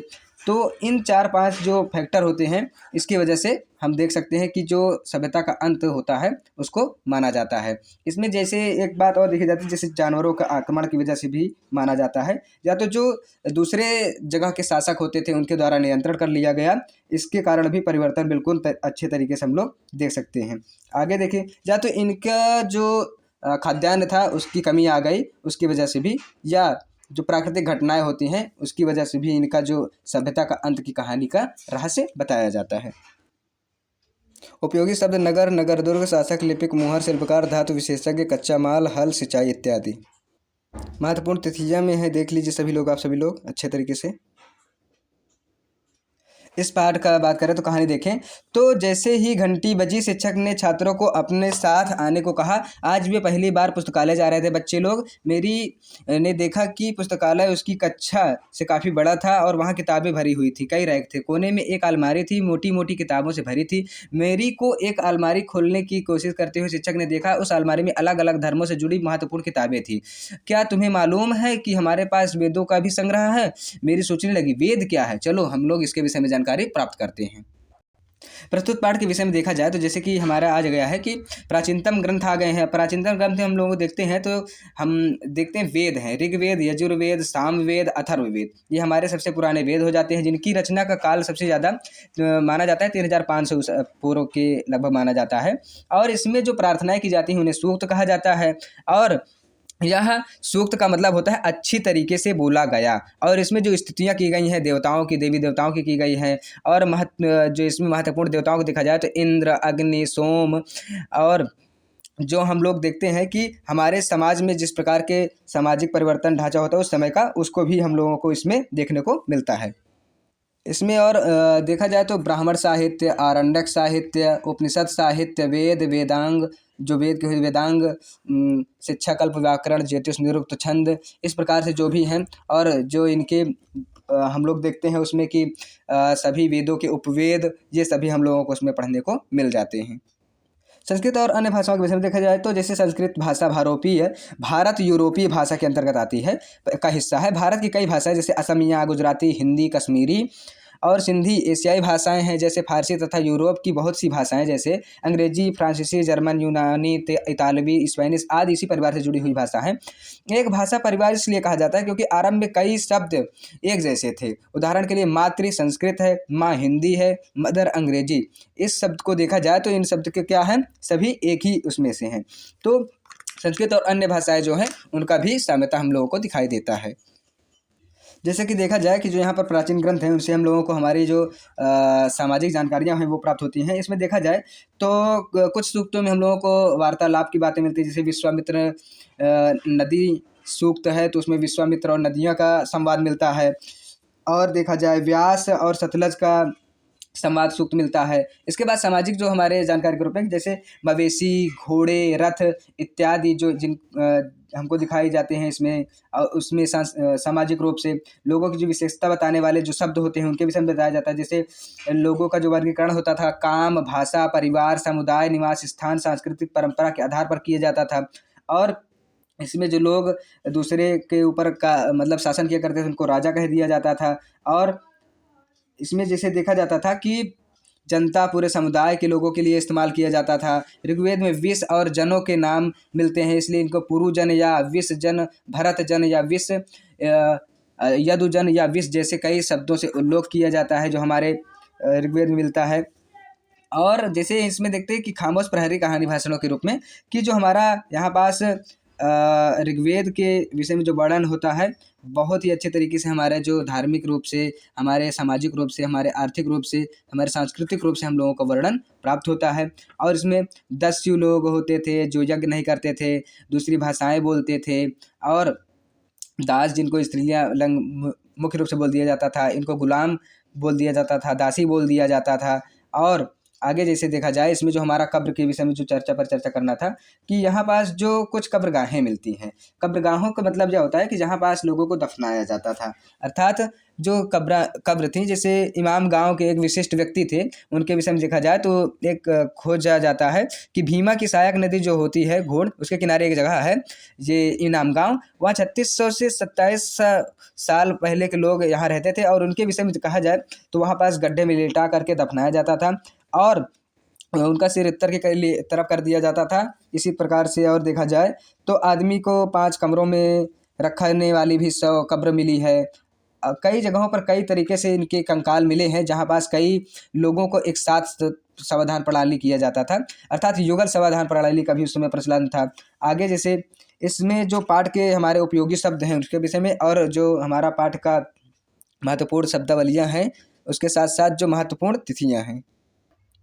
वेद, प्रार्थना, भाषा, रथ, यज्ञ, राजा, दास, महापाषाण, कब्र, कंकाल, लोहा इत्यादि। महत्वपूर्ण तिथियों में वेदों की रचना काल, महापाषाणों के निर्माण की शुरुआत, इनाम गांव कृषकों का निवास स्थल, चरक इत्यादि। पांचवा पार्ट की कहानी को देखा जाए तो चुनाव का दिन था। जब शंकर न उठा तो उसने देखा कि उसके नाना नानी वोट डालने जा रहे थे। दरअसल वे चुनाव केंद्र पर सबसे पहले पहुंचना चाहते थे। शंकरन जानना चाहता था कि आखिर वे इतनी उत्साहित क्यों थे। उनके नाना जी ने उन्हें जल्दी में समझाने की कोशिश की और कहा, आज हम अपने शासक के चुनाव करने जा रहे हैं। इसके विषय में अब देखते हैं कि कैसे हमारा राज्य, राजा और एक प्राचीन गणराज्य जो है उसके विषय में समझदारी करते हैं। शासक वह होता है जिसको हम लोग एक मतलब शासन के रूप में उसको चूज कर लेते हैं। और एक गांव के शासन करने के लिए या तो जो हमारा उस समय का प्रशासन, जैसे जिला स्तर का या जो भी उस समय राज्य प्रचलित हुआ करते थे एक सीमा के अंतर्गत, उसके शासन को चलाने के लिए एक शासक का चुनाव किया जाता था। यह जो चुनाव होता था इसमें उनको शासक को राजा बोल दिया जाता था। वह प्रतिष्ठित व्यक्ति होता था। और सबसे पहले देखा जाए तो हम लोग देखते हैं पुराने में अश्वमेध यज्ञ होता था, या तो फिर युद्धों के माध्यम से, या पुरोहितों के द्वारा जो संपन्न कराया यज्ञ होता है, या बहुत शक्तिशाली जो राजा होते थे उनके द्वारा यह शासक पद को निर्धारित कर लिया जाता था। यही शासक वर्ग जो होते थे, जो ज़्यादा शक्तिशाली होते थे, वही सभी पर शासन किया करते थे। अब आगे जैसे वर्ण व्यवस्था, तो इस समय जो भारत में हम लोग देखते हैं कि जब ऋग्वेद, अथर्ववेद, सामवेद, यजुर्वेद ग्रंथ जो हो हमारे प्रचलन में थे, उस समय देखा जाए तो जो समाज में कई समूहों को प्रचलन थे, जैसे पुरोहित वर्ग, योद्धा वर्ग, कृषक वर्ग, पशुपालक वर्ग, व्यापारी, शिल्पकार, श्रमिक, मछली पकड़ने वाले इत्यादि, जंगल में रहने वाले इत्यादि लोगों का प्रचलन हम लोगों को दिखाई देता है। तो इस समय सबसे पहला वर्ग जो देखा जाता है तो ब्राह्मणों को माना जाता है, जिनका अध्ययन अध्यापन का कार्य दे दिया जाता है। उसके बाद शासकों का आ जाता है, जिन्हें क्षत्रिय कह दिया जाता था। और फिर युद्ध का काम किया जाता था इनके द्वारा, लोगों की रक्षा करना काम हो जाता है। तीसरे स्थान पर जिसको विश्व वैश्य जन बोल दिया जाता था, ये सभी लोग कृषक, पशुपालक, व्यापारी में आ जाते थे। क्षत्रिय और वैश्य दोनों ही जो यज्ञ का अधिकार प्राप्त था। अब वर्णों में जो अश्व अंतिम था उसे शूद्र बोल दिया जाता था। इनका काम तीनों की सेवा करना था, कोई अनुष्ठान उसमें अधिकार लेना इसका कोई अधिकार नहीं था। और जो औरतें होती थी उनको भी शूद्रों के समान माना जाता था, और शूद्रों को वेदों के अध्ययन का अधिकार नहीं था। आगे जो हमारा टॉपिक है जनपद, जैसे कि इसमें देखते थे हम सभी लोग उस समय, जैसे वर्तमान समय में देखा जाए तो दिल्ली पुराना किला, उत्तर प्रदेश की मेरठ में हस्तिनापुर, और सभी हर जगह जो होते थे इनको जिला बोल देते हैं हम लोग, है ना, जनपद। तो इसी प्रकार महाजनपद भी होते थे। अब जैसे जनपद कई तरीके से उस समय देखा जाता है था, तो पूरा तात्विक जो साक्ष्य मिलते हैं उसमें देखा जाता था कि जो जनपद का शाब्दिक अर्थ होता है उस जन के बसने की जगह को बोला जाता था। जन का मतलब कि जो लोग होते हैं जहाँ बसते हैं उसमें उस जगह को बोला जाता था। अब महाजनपद जो होता था उसमें कई जनपदों का सन्निवेश हो जाना, अर्थात कई जनपदों का मिल जाना महाजनपद कहलाता था। तत्कालीन समय में देखा जाए तो बहुत से महाजनपद थे, जैसे कुरु, पंचाल, वैशाली, मगध, ये सभी क्या थे, हमारे बहुत ही बड़े महाजनपद थे। अब जो उस समय की कराधान प्रणाली थी उसमें देखा जाए तो महाजनपदों के जो राजा होते थे विशाल किले बनवाते थे, उसकी सेना रखते थे, और संसाधनों का आवश्यकता होती थी, लोगों की सुरक्षा करना पड़ता था। इसीलिए जो उस समय की कर प्रणाली थी उसके विषय में जानकारी, तो फसलों पर लगाए गए कर 1/6 होते थे जो कि कृषकों से लिया जाता था। उसके बाद फिर कारीगरों द्वारा जो श्रम होता था उसको चुकाया जाता था। लोहार सुनार राजा के लिए महीने में एक दिन काम जरूर करते थे। पशुपालक जो उनके होते थे उत्पाद के रूप में कर देना पड़ता था। व्यापारियों को सामान खरीदने बेचने के लिए भी कर देना पड़ता था। आखेटक और संग्राहकों को जंगल से प्राप्त वस्तुएं भी देनी पड़ती थी। ये उस समय की कराधान प्रणाली थी। अब जैसे कृषि परिवर्तन क्या होता है, उस समय जो युग में 2 परिवर्तन होते हैं। पहला कि हल के जो प्रयोग हो जाते हैं, फाल का बनना और लोहे का आविष्कार हो जाना, और उसके बाद जैसे देखते हैं मतलब उसकी जानकारी हो जाना हम लोगों को। अब जैसे हमको खेती करना है तो उसमें हम लोगों को जो कृषि के लिए जो हमारे पास हल आ गए तो उससे हम लोग जल्दी जल्दी क्या करते थे, जुताई कर लेते थे, और जो हमारे कृषि कार्य है उसमें बहुत ही तेजी से वृद्धि होना शुरू हो गया। अब आगे जैसे हम लोग देखते हैं तो जो हमारा गण शब्द आता है, गण शब्द को क्या बोलते हैं, गण शब्द का प्रयोग कई सदस्यों वाले समूह के लिए किया जाता था, अर्थात समूह के लिए किया। संघ जो होता था, संघ अर्थात संगठन या सभा के लिए प्रयोग किया जाता था संघ शब्द का। अब उस समय जो हमारे कई संघ जैसे मिलते हैं, जैसे कि वज्र संघ, मल्ल संघ, इस प्रकार से कई संघों का वर्णन हम लोगों को दिखाई पड़ता है। अब आगे जैसे देखें तो जो हम लोग इस पाठ में उपयोगी शब्द आए हैं उसको और इसके जो महत्वपूर्ण तिथियाँ, राजा, अश्वमेध यज्ञ, वर्ण, जनपद, महाजनपद, किलेबंदी, सेना, कर, पौधरोपण, गण अथवा संघ, प्रजातंत्र। तिथियाँ: नए शासक, महाजनपद काल, दीर्घ निकाय का लेखन, गण या संघ राज्यों का अंत। इस पाठ की कहानी को देखा जाए तो जब ने तो अनघा निकली सैर पर, वो मतलब कहानी का नाम है। तो अनघा आज पहली बार अपने घर से विद्यालय की ओर सैर पर जा रही थी। इसके लिए उसने देर रात पुणे, महाराष्ट्र, वाराणसी, उत्तर प्रदेश की ट्रेन पकड़ी। स्टेशन पर अनघा को छोड़ने आई उसकी माँ ने अध्यापिका से कहा, बच्चों को बुद्ध के बारे में बताने के साथ साथ उन्हें सारनाथ दिखाने भी ले जाइएगा। तो अब हम सभी लोग चलते हैं आज के चैप्टर के जो बात है इससे संबंधित। तो बौद्ध धर्म के संस्थापक जो थे सिद्धार्थ थे, उन्हें गौतम बुद्ध के नाम से जाना जाता था और उनका जन्म लगभग 2500 वर्ष पूर्व हुआ था। अब जैसे इनके विषय में थोड़ा सामान जानकारी ले लें तो इनका जन्म 563 ईसा पूर्व में होता है, मृत्यु 483 ईसा पूर्व में 80 वर्ष की अवस्था में होता है। जन्म स्थान लुम्बिनी कपिलवस्तु के निकट जो है नेपाल में उसमें होता है। मृत्यु स्थान जो है कुशीनारा है। पिता का नाम शुद्धोदन जो शाक्य कुल के थे, माता का नाम महामाया कौशल वंश या कोलीय वंश की थी। पालन पोषण महाप्रजापति गौतमी ने किया था और इनकी जो जीवन यात्रा है वह 4 दृश्यों पर निर्धारित होती है। पहला दृश्य जो होता है वह हम लोग देखते हैं कि वृद्ध व्यक्ति हो जाता है, दूसरा जो हो जाता है बीमार व्यक्ति होता है, मृत व्यक्ति तीसरा, और प्रसन्न मुद्रा में जाते हुए सन्यासी। इसके वजह से हम देखते हैं कि 4 दृश्य जो हो जाते हैं। और दूसरा जो है गृह त्याग के अंतर्गत आ जाता है, जो कि 29 वर्ष की अवस्था में इन्होंने अपना गृह त्याग किया और 6 वर्ष तक इन्होंने बहुत गहन तप किया और 6 वर्ष पश्चात 35 वर्ष की अवस्था में इनको जो है ज्ञान की प्राप्त होती है। अब जैसे हम आगे देखें तो बौद्ध धर्म की जो शिक्षाएं थी उसके विषय में जानकारी प्राप्त करें तो बौद्ध धर्म की शिक्षाएं जो थी इसमें मूलतः रूप से 4 आर्य सत्य आ जाते हैं। तो 4 आर्य सत्य जो हो जाता है उसको हम लोग देखते हैं दुख समुदाय, और उसके बाद जैसे हम देखते हैं तो दुख निरोध और दुख निरोध गामिनी प्रतिपदा। अब इसके बाद जैसे देखते हैं तो जो हमारे चैप्टर में कहा गया है कि ये इनका जो बौद्ध धर्म था, बौद्ध धर्म के विषय में जो इन्होंने बहुत ही ज़्यादा काम किया और अपने आप को जब उपदेश देना हुआ तो उपदेश देने के लिए सर्वप्रथम ये कहाँ गए थे, सबसे पहले सारनाथ गए और सारनाथ में अपने जो शिष्य थे 5 लोगों को उन्होंने दिया और वहाँ पास देखा जाता है कि सर्वप्रथम उपदेश देने के बाद इनकी जो स्तूप का निर्माण कर दिया जाता है और बुद्ध की शिक्षाएं यहीं से जीवन शुरू हो जाती हैं। जिसमें हमारे जो गौतम बुद्ध होते हैं वो देते रहते हैं अपना उपदेश। उसी समय एक और प्रचलन चल जाता है जो उपनिषद का काल चल जाता है। उसमें ये होता है कि लोग बहुत से कठिन प्रश्नों के जो है उत्तर ढूंढना शुरू कर देते हैं। तो उसी में देखा जाता है कि उपनिषद ऐसा शब्द है अर्थात गुरु के पास ज्ञान प्राप्त करने के लिए बैठना, उपनिषद यह अर्थ हो जाता है। अब इनका जो ज्ञान था उसके माध्यम से सभी लोग उपनिषदों की जो हम लोगों को ज्ञान प्राप्त करना था उसमें दोनों में इनका आत्मा तथा ब्रह्म तथा सार्वभौम आत्मा के विषय में जो मानते हैं अंततः आत्मा है तथा ब्रह्म एक ही है, इन सभी के विषय में जो है कठिन प्रश्नों के जो जानकारी है वो होना शुरू हो जाती है। थोड़ा सा भारतीय जो दर्शन है 6 पद्धतियाँ उसके विषय में जानकारी कर लेते हैं। भारत द्वारा सत्य की बौद्धिक जो खोज की जाती है वह 6 शाखाओं में की है, जैसे वैशेषिक, न्याय, सांख्य, योग, पूर्व मीमांसा और वेदांत या उत्तर मीमांसा के नाम से यह सभी पद्धतियाँ प्रचलित हैं। और इन पद्धतियों की जो संस्थापक है क्रमशः देखा जाए तो ऋषि कणाद, गौतम और कपिल, पतंजलि, जैमिनी और व्यास द्वारा मानी जाती है, व्यास ऋषियों द्वारा मानी जाती है।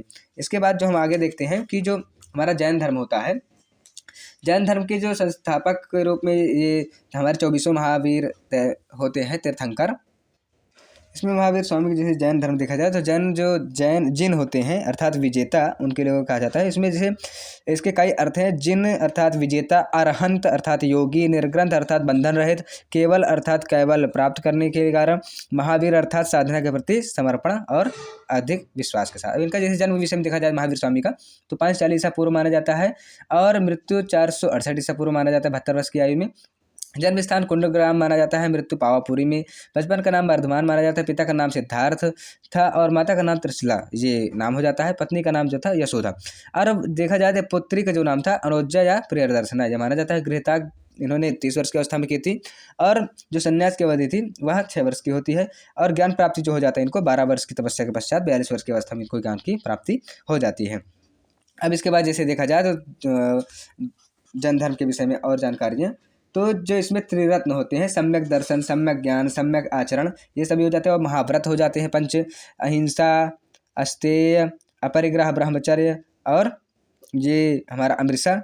अब इसके बाद आगे जो जैन धर्म के विषय में इसमें बताया गया है कि सभी जीव जीना चाहते हैं, सभी के लिए जीवन प्रिय है। यही सब मुख्य रूप से जो महावीर हैं उनकी शिक्षाओं का मूल हो जाता है।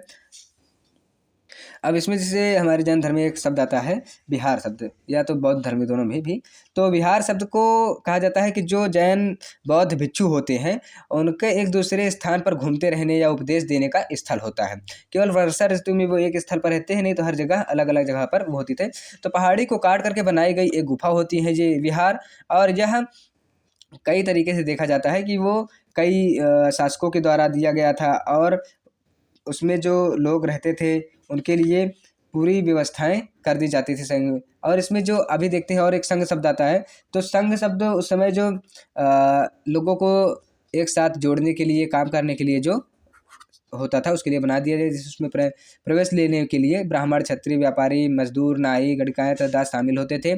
इसमें कई लोग बुद्ध की शिक्षाओं का विषय में लिखा गया जाता था, और उनकी भी जो कविताएं होती थी उसके माध्यम से लोगों को ज्ञान प्राप्त करवाया जाता है, या उनके अंदर जो सामाजिक चेतना है वो किया जाता था। इसी समय हमें आश्रम व्यवस्था की भी विषम जानकारी मिलती है। जैसे आश्रम शब्द का तात्पर्य होता है रहने का स्थान, ध्यान देने का स्थान, या तो ऐसा स्थान जहाँ जीवन के एक चरण से होता है। जैसे ब्रह्मचर्य, गृहस्थ, वानप्रस्थ, संन्यास, ये 4 आश्रम महत्वपूर्ण तरीके से हम लोगों को देखने को मिलता है। अब हम सभी लोग आगे चलते हैं। उपयोगी शब्द: तन, तृष्णा, प्राकृत, आत्मा, ब्रह्म, उपनिषद, जैन, अहिंसा, भिक्षु, संघ, विहार, आश्रम इत्यादि। कुछ तिथियां जैसे उपनिषदों के विचारक काल, जैन, महावीर तथा बुद्ध, और जैन ग्रंथों का लेखन। हमारा एक नया पाठ आ जाता है। जिसे देखा जाए अशोक अनोखा सम्राट जो था उसके विषय में पाठ हमारा। इसमें कहानी जो है दिखती है कि रोशन ने जन्मदिन पर रोशन को दादाजी ने एक कड़क नोट दिए। उसने उन्हें अपने हाथ में दबा रखा था। एक नया सीडी खरीदने का बहुत मन था, लेकिन साथ ही बिल्कुल नए कड़क नोटों को देखना और छू कर महसूस करना चाहती थी। तभी उसने पाया कि नोटों में दाहिने तरफ गांधी जी का मुस्कुराता चेहरा बना था और बाईं तरफ छोटे छोटे शेर चित्रित थे। उसने सोचा आखिर यहाँ जो शेर है वो क्यों बने हुए। तो इसी से संबंधित जो हमारा कहानी है, अब पाठ के विषय में जानकारी प्राप्त करते हैं। जिस शेर के विषय में हम लोग देखते हैं तो उसमें देखते हैं कि जैसे जो उसका साम्राज्य का बहुत बड़ा वो होता है। हम जो रुपयों में, पैसों पर देखते हैं उनका एक लंबा इतिहास है उन शेरों का। उन्हें पत्थरों को काट करके बनाया गया और फिर उन्हें सारनाथ में एक विशाल स्तंभ पर स्थापित किया गया था। इसके साथ साथ जैसे देखा जाए इतिहास के महानतम जो राजाओं में से एक माना जाता है, उन्हें अशोक के रूप में माना जाता है। और उन्होंने स्तंभों और पत्थरों पर अभिलेख उत्कीर्ण करवाए, जिसके माध्यम से आज देखा उनकी जो जानकारियाँ हैं वो प्राप्त होती हैं हमको। और जैसे जो मौर्य वंश के संस्थापक थे वह चंद्रगुप्त मौर्य, उनके जो समय हम लोग देखते हैं कि आगे जो वृद्धि होती है तब देखते देखते उनके जो वंश के सबसे बड़े आ जाते हैं। जैसे जो राजा थे उन चंद्रगुप्त मौर्य, उनके जो गुरु थे उनका नाम, चंद्रगुप्त के गुरु का नाम चाणक्य था। उनका 2 और नाम था, विष्णुगुप्त और कौटिल्य। उन्होंने जो अर्थशास्त्र नाम की किताब में लिखा था, तो उसके विषय में उससे हम लोगों को उस समय के जो सामाजिक, राजनीतिक जानकारी होती है वो हमको प्राप्त होती है। अब जैसे अशोक के विषय में जो हम लोगों को देखने को मिलता है जानकारी, उनके जो अभिलेख थे उसके माध्यम से हम लोगों को ज़्यादा तक जानकारी मिलती है। एक शब्द यहाँ से प्रचलन में आ जाता है, वंश। तो वंश शब्द के विषय में देखा जाए तो कि जब एक ही परिवार के कई सदस्य एक के बाद एक राजा बनते हैं तो उन्हें एक ही वंश का कहा जाता है। मौर्य वंश में 3 महत्वपूर्ण राजा हुए थे, चंद्रगुप्त, उनका बेटा बिंदुसार और बिंदुसार का पुत्र अशोक। जिसे यहाँ देखा जाए तो राज्य का और साम्राज्य कैसे भिन्न होते हैं। क्योंकि साम्राज्य राज्यों से बड़े होते हैं और उनकी रक्षा के लिए बड़ी सेनाओं की ज़रूरत होती है, इसलिए सम्राटों की राजाओं की तुलना में ज़्यादा संसाधनों की ज़रूरत होती है, इसलिए वह अधिक अलग तरीके से रहते हैं। इसी कारण से उन्हें बड़ी संख्या में इकट्ठा करके अधिकारियों की ज़रूरत होती थी। और साम्राज्य का जो प्रशासन होता था, ये देखा जाए तो उस समय बहुत ही ज़्यादा जो किसान, पशुपालक और व्यापारियों की सुरक्षा के लिए संदेशवाहक, सैनिक और जो गुप्तचर होते थे उन सभी की ज़्यादा आवश्यकता होती थी। तो इसी प्रकार से राज्यपाल, गवर्नर नियुक्त करना और राजकुमारों के साथ में काम करने वाले मंत्रियों को नियुक्त करना, ये सभी चीज़ें शुरू हो गई और जो प्रशासन होता है वह कार्य शुरू हो गया। अब इसमें जैसे देखा जाता था कि लोगों को कार्य करने के लिए उस समय उस जो दिया जाने लगा था कर के वो वेतन, वो सबका प्रचलन भी शुरू हो जाता है। और देखा जाता था कि जब राजा लोग जाते थे मिलने के लिए तो नजराना लेकर जाते थे लोगों से मिलने के लिए। और ऐसे नजराने जो होते थे विविध पदार्थों के होते थे और जो स्वेच्छा से दे करके उपहार के रूप में उस समय दिया जाता था। अब इस राजधानी के रूप में देखा जाए तो मेगास्थनीज चंद्रगुप्त के दरबार में आता है और वह यूनानी राजा जो होता है पश्चिम एशिया का सेल्यूकड निकेटर का राजदूत था। और वह यहाँ रुक करके पाटलिपुत्र नगर के बारे में बताता है कि यह एक विशाल खूबसूरत नगर था। यह प्राचीर से घिरा था, 570 बुर्ज हैं, 64 द्वार हैं, 2 और 3 मंजिले वाले घर हैं, लकड़ी कच्ची ईंटों से बने हैं, लकड़ी से और कच्ची ईंटों से बने हैं। राजा का महल बहुत भी काठ से बना हुआ है, पत्थर की नक्काशी अलंकृत है। और इसमें इतना अच्छे तरीके से उसने वर्णन किया कि आज भी हम लोगों को उसके विषय में जानकारी बहुत दिखाई। और लेकिन यह कहा जाता है कि उसके जो इंडिका की जो उसने लिखा था वह अभी अप्राप्त हो चुकी है, प्राप्त नहीं है।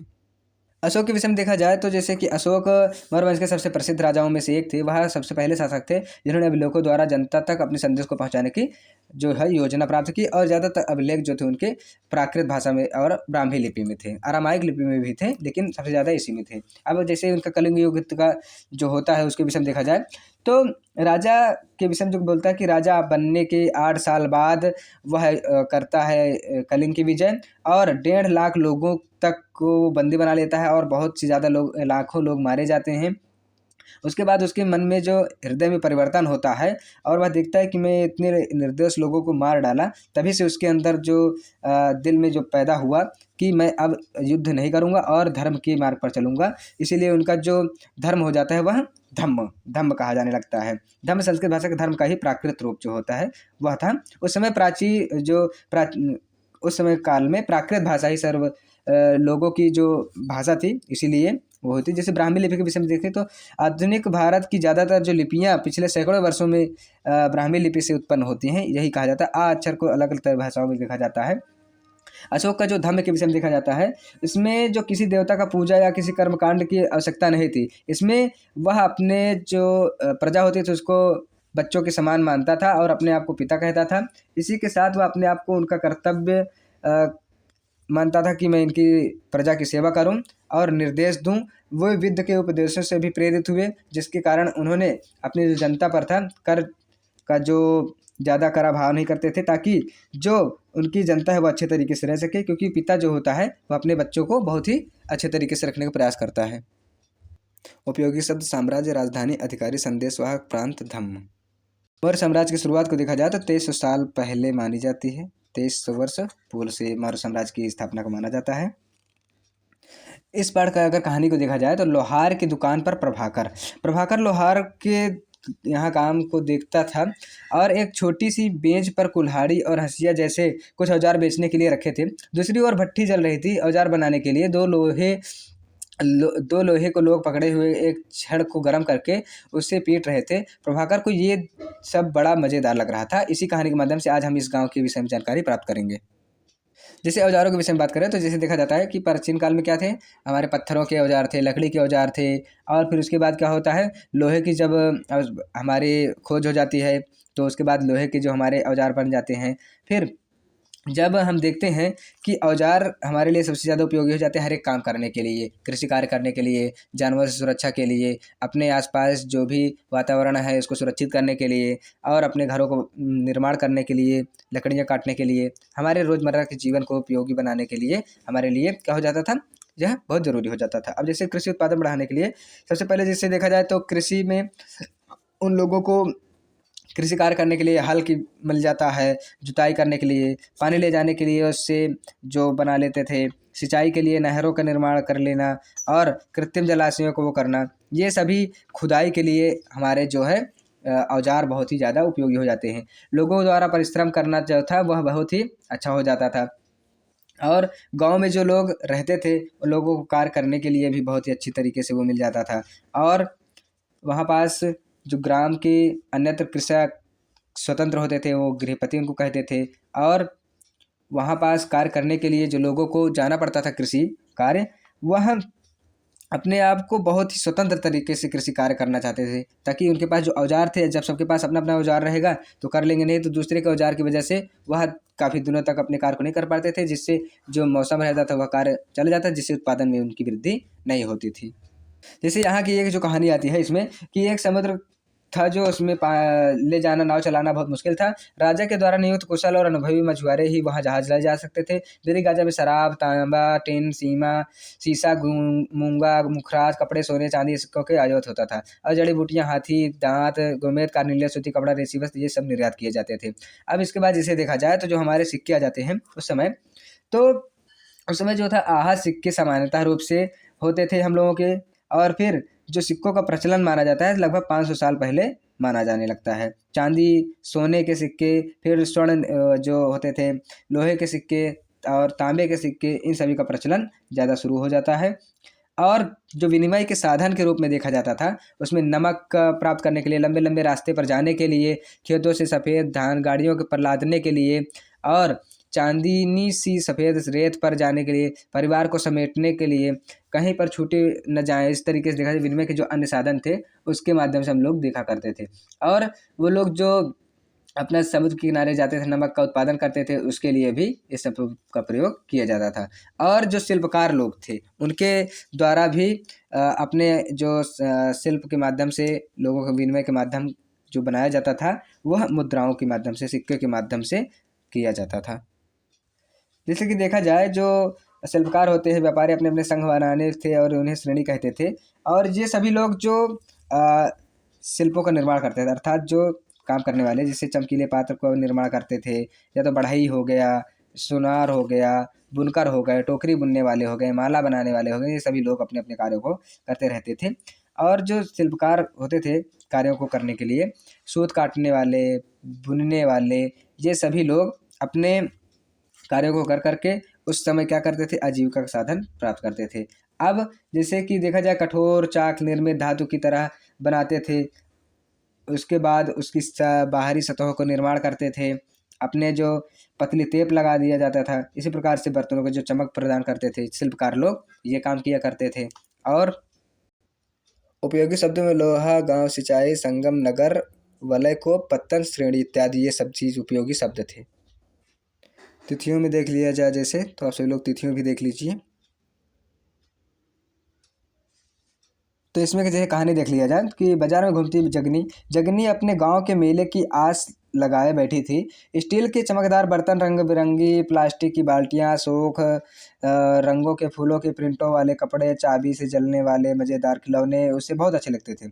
इन चीज़ों को बेचने वाले दुकानदार बसों और ट्रकों पर आते थे और रात को अपना सामान समेट कर वापस चले जाते थे। जगनी को बहुत हैरानी होती थी कि ये लोग हमेशा इस तरह क्यों घूमते रहते हैं। उसकी माँ ने बताया कि वो लोग व्यापारी थे, वे चीज़ों को उन जगहों से खरीदते थे जहाँ वे बनाए जाते थे, फिर उन्हें मेलों में बेचते थे। अब इसके बाद जैसे देखते हैं किसी से हमारा जो पता चलता है कि जो व्यापार होता है, व्यापारी होते हैं किस प्रकार से अपने कार्यों का जो है प्रचलन आगे बढ़ाते हैं। जैसे कि हम लोग देखते हैं जितने भी हमारे उपयोग की वस्तुएं हैं, संसाधन हैं, उन सभी को व्यापार मतलब बेचना और उनको एक्सपोर्ट इंपोर्ट करना, वो हम लोग देखते हैं कि व्यापार के अंतर्गत आ जाता है। और जो लोग उस कार्य को करते हैं वो लोग कौन हो जाते हैं, व्यापारी हो जाते हैं। तो इसमें देखें जैसे कि उस समय हमारा खास तौर पर काली मिर्च, कीमती पत्थर वस्तुएं और ये सभी जो हमारे होते थे, जैसे कोयला हो गया और समुद्री जहाज़ों के माध्यम से जो भी सामान लाए जाते थे, वह सभी क्या थी, उस समय की बहुत ही व्यापार करने की जो वस्तुएं थी वो हो जाती थी। अब इसमें जो उस समय के सबसे ज़्यादा वस्तुओं को देखा जाए तो जो रेशम होते थे और जो मंगाया जाता था हम सभी लोगों को, रत्न, सोना, चांदी, ये मूंगे, ये सभी चीज़ें हम लोगों के व्यापार में आती थी उस समय। अब हम लोग देखते देखते समुद्र राज और ये रेशम मार्ग की कहानी है। तो इसमें रेशम जो हम लोगों को सबसे पहले तो देखा जाए तो इससे कपड़ा तैयार किया जाता था। ये जो तैयार करना था बहुत जटिल प्रक्रिया होती थी और बहुत बहुमूल्य थी। ये रेशम के कीड़े से कच्चा रेशम निकाल करके सूत बनाया जाता था, काटा जाता था, उसके बाद कपड़ा बुना जाता था। और रेशम बनाने के लिए सबसे पहले हम देखते हैं तो तकनीक का आविष्कार सबसे पहले प्राचीन काल में चीन में हुआ था, 700 साल पहले। अब इसमें जैसे देखते थे सिल्क रोड के नाम जो पहले सबसे लोग रेशम मार्ग है उसका प्रयोग करते थे।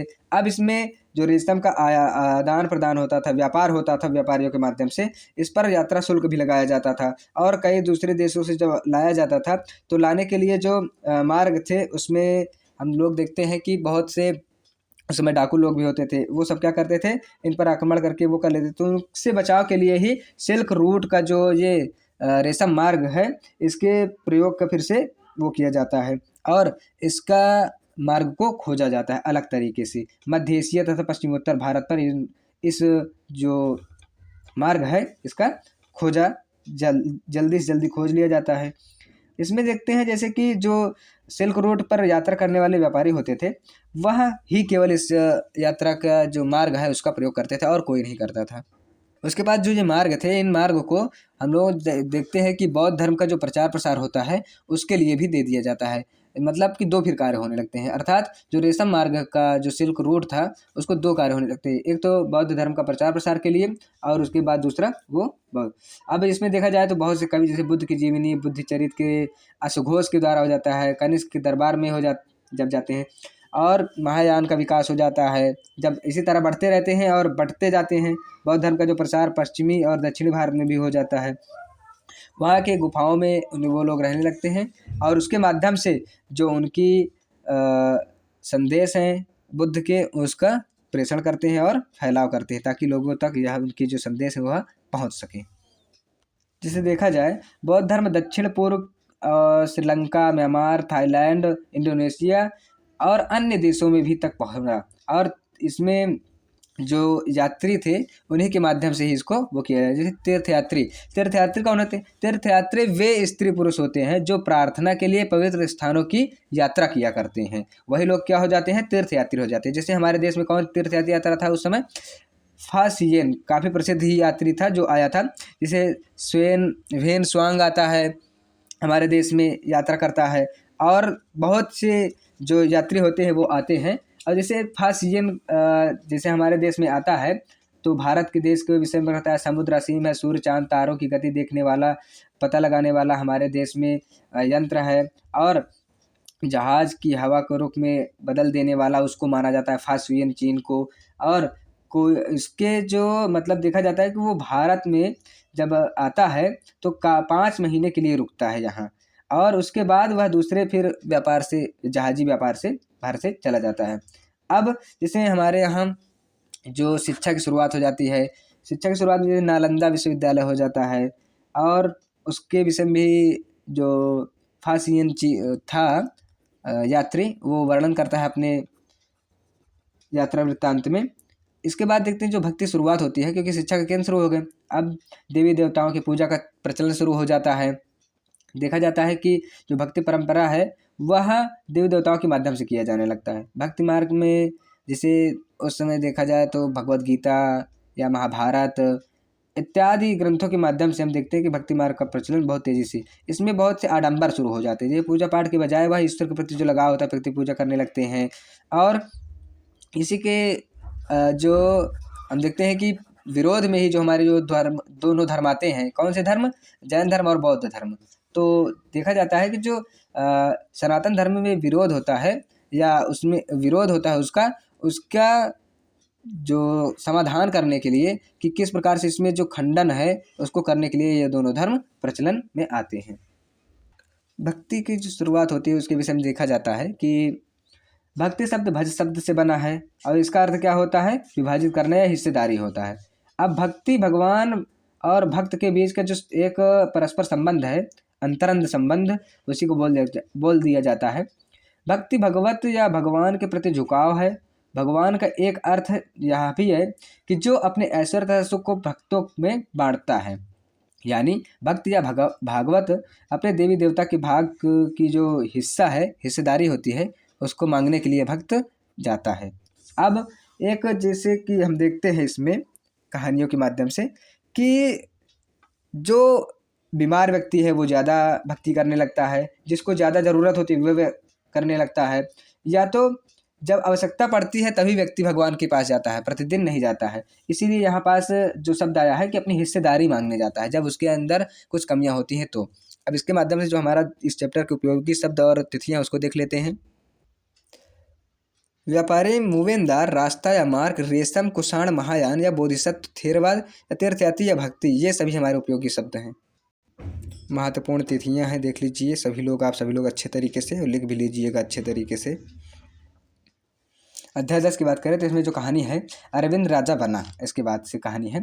अरविंद अपने स्कूल में खेले जाने वाले नाटक में राजा की भूमिका अदा करने के लिए चुना गया। उसने सोचा था कि वह शाही वेशभूषा में मूंछों पर ताव देते हुए रोहेले कागज में लिपटी तलवार को शान से पकड़कर चहलकदमी करेगा। जरा सोचो उसे कितनी हैरानी हुई जब उसे बताया गया कि उसे बैठकर वीणा भी बजानी होगी, कविता पाठ भी करना होगा। एक संकेतज्ञ राजा कौन हो सकता है वह? अरविंद सोचने लगा। उसके बाद देखा गया कि कहानी के माध्यम से हम लोगों को किसी एक राजा के प्रति हमको निर्देश दिया जा रहा है। अब इसके बाद जानते हैं पाठ के विषय में। जैसे कि हम लोग देखते हैं प्रशस्तियाँ जो, तो समुद्रगुप्त जो था उसकी प्रशस्तियाँ ही हम लोगों को प्रचलन में दिखती। जैसे कि अशोक स्तंभ पर खुदे हुए अभिलेख से पता चलता है कि जो समुद्रगुप्त के दरबार में एक कवि मंत्री रहे हरिसेन द्वारा एक काव्य के रूप में किया जाता है, उसमें जो प्रशस्ति की जाती है। और यह अभिलेख जिसे प्रशस्ति कहते हैं, यह अभिलेख है। उसके बाद यह एक संस्कृत शब्द है जिसका अर्थ प्रशंसा करना होता है। प्रशस्तियाँ लिखने का प्रचलन पहले भी था, जैसे कि हम लोग पहले भी देख चुके हैं।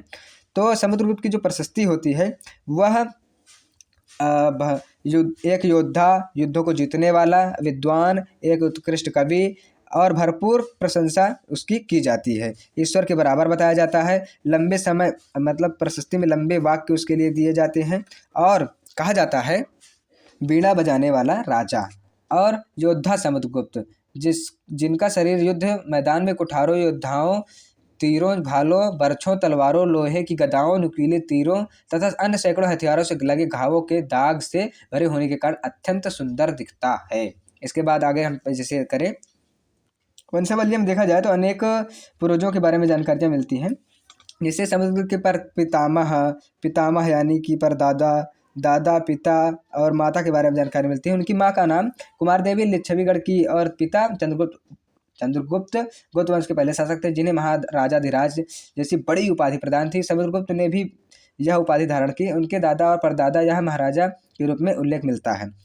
और उसके बाद जैसे देखते हैं कि जो चंद्रगुप्त द्वितीय है उनकी वंशावली जो होती है पूर्वजों की मिलती है, वह उनके जो समय के राजा थे, कवि जैसे कालिदास, खगोल शास्त्री, आर्यभट्ट, उनके दरबारों के उनके माध्यम से जो रचनाएं की जाती है उसमें मिलता है।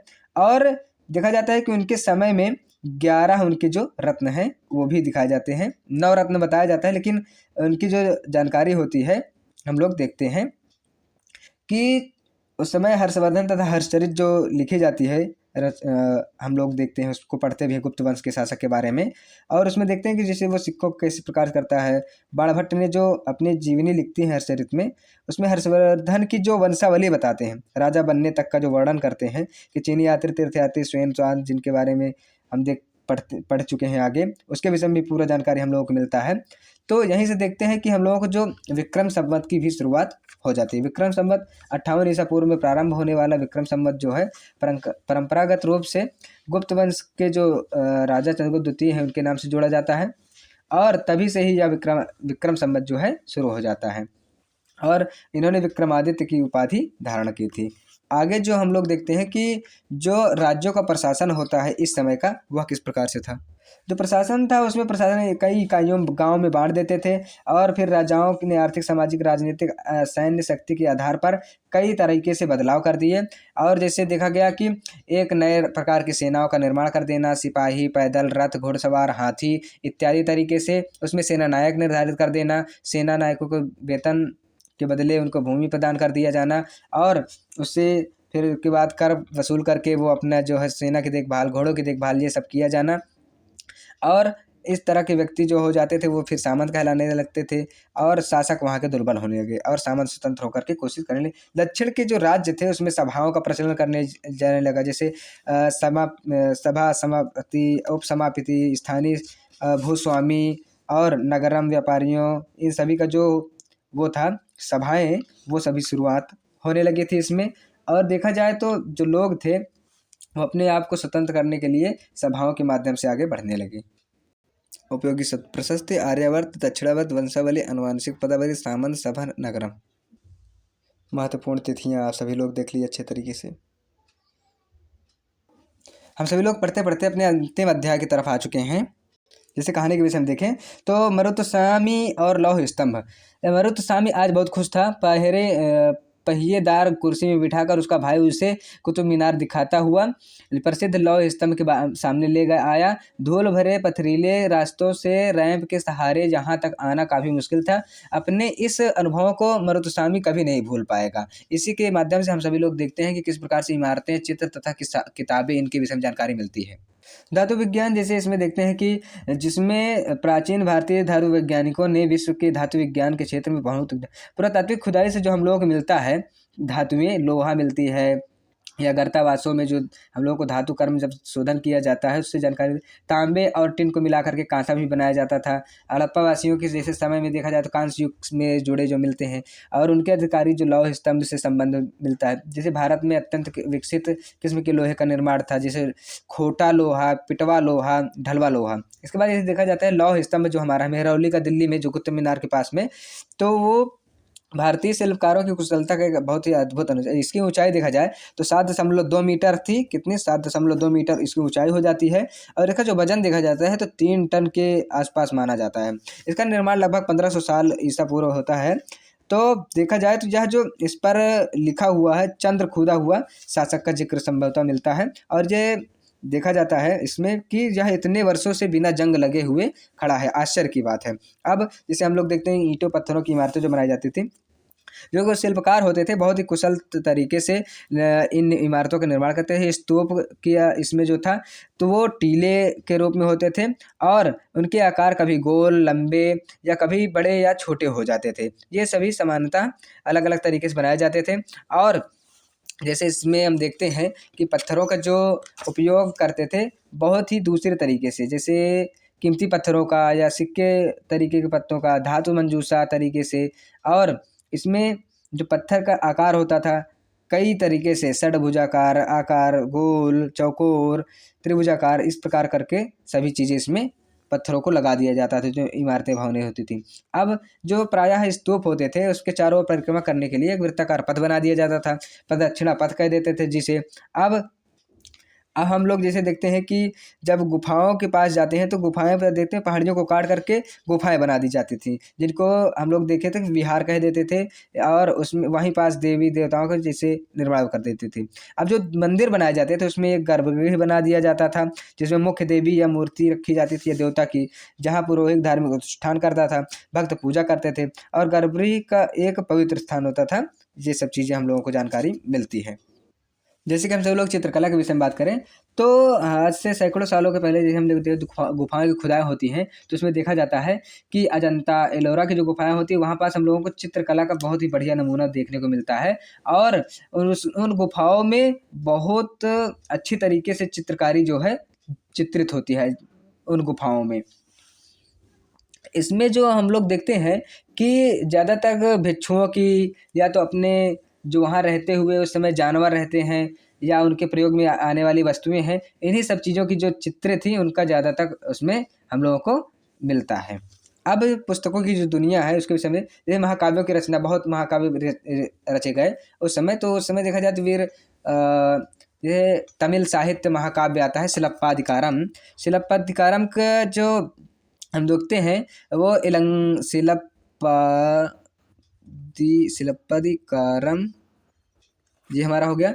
इसके जो कवि हैं इलांगो अदिगल, ये नामक कवि के द्वारा की जाती है। कोवलम नामक एक व्यापारी होता है, उसकी कहानी इसमें वर्णन होता है।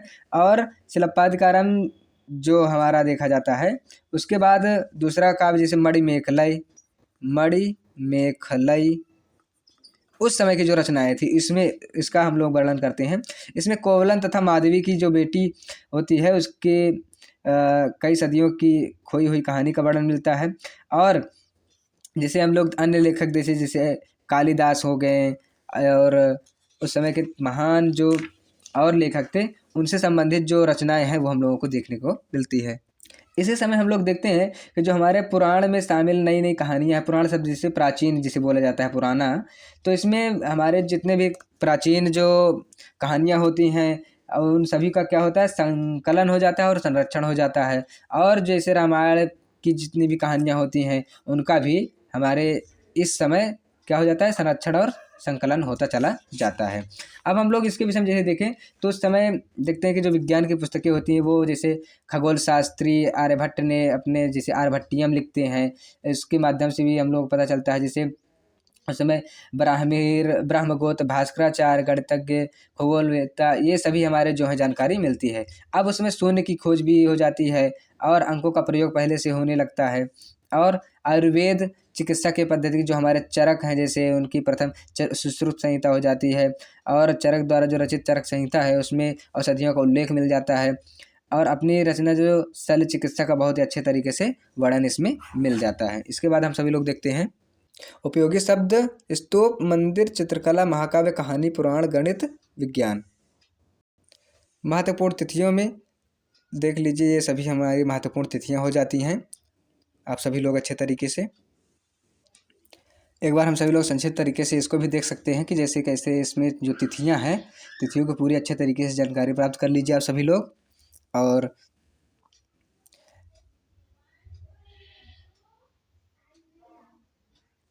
आज की क्लास हमारी यहीं समाप्त होती है दोस्तों। तो सीटेट की जो एसएसटी की प्रथम क्लास थी यह आज आप सभी लोगों को भेज दी जाएगी। तो इसके माध्यम से आप सभी लोग इस एसएसटी के जो प्रथम क्लास है हमारे अतीत इसका अच्छे से वर्णन कीजिए, पढ़िए। देखिए मेरे पढ़ाने का जो तरीका होता है वह आप लोगों को समझाना है और जितना ज़्यादा से ज़्यादा हो सके उतने मैटर आप लोगों को प्रोवाइड करा देना है ताकि आप सभी लोग पढ़ करके उसके जो टर्म्स हैं जो शब्द हैं जो तिथियां हैं उसको देख करके आप लोग समझ जाएं कि किस पार्ट में क्या तिथि आई है। और अगर एग्जाम में जो आता है उसको अगर देखेंगे तो आप सभी लोग कर ले जाएंगे। आप लोग ज़्यादा से ज़्यादा इसको फॉलो लाइक शेयर कमेंट करिए और सब्सक्राइब करते हुए मेरे चैनल को अपने दोस्तों तक पहुंचाइए ताकि आपके दोस्त लोग भी इससे लाभान्वित हो सकें और मेरे द्वारा जो प्रेषित की गई जानकारी है वह ज़्यादा से ज़्यादा लोगों तक पहुंच सके, जिसके माध्यम से आप सभी लोग अपनी जो सीटेट का क्राइटेरिया है 90 नंबर प्राप्त करने का उसको प्राप्त करते हुए अपने आगे आने वाली भविष्य में जो नौकरियाँ हैं टीचर की वैकेंसियाँ हैं उसमें अपने आप को योग्यता को धारण कर लें। इसी के साथ में जय हिंद दोस्तों।